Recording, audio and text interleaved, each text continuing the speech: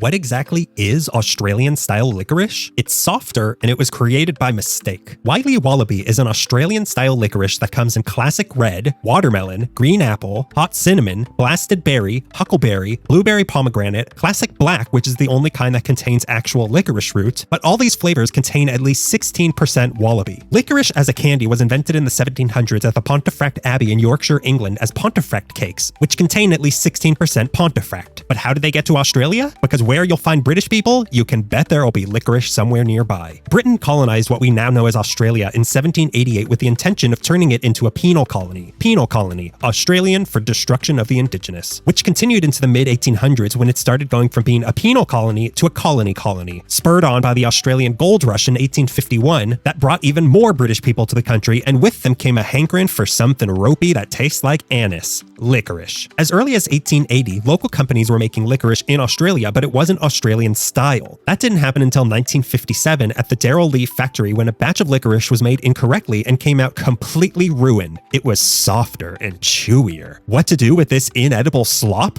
Give it out for free to the customers. And guess what? They loved it. So they slapped a price tag on what they once considered useless garbage, and it grew so popular it became not just the only style of licorice they sold, but the dominant style across the entire country, as other companies began copying this new soft, chewy, thick, and uniquely Australian style. This here Wiley Wallaby kind didn't come out until 2007 by Kenny's Candy and Confections, but guess what? It's not even from Australia. It's from Perham, Minnesota, and I don't even think they own a crocodile tooth hat. It was started by Kenny Nelson as a subsidiary of his family's company KLN Family Brands, which started as Tuffy's Pet Foods. So this is Australian-style licorice sold by a pet food company, but I swear it's meant for humans that know how to shake. My review? I'm not a licorice fan, but the Australian style is, I believe, a huge step up from the regular kind. This is much more flavorful and has a nice, satisfying girth and chewiness. The texture is a little plasticky, and while there is more flavor, the very nature of licorice means it's not that flavorful and just doesn't do it for me. So my rating out of 5 cavities is 1.8.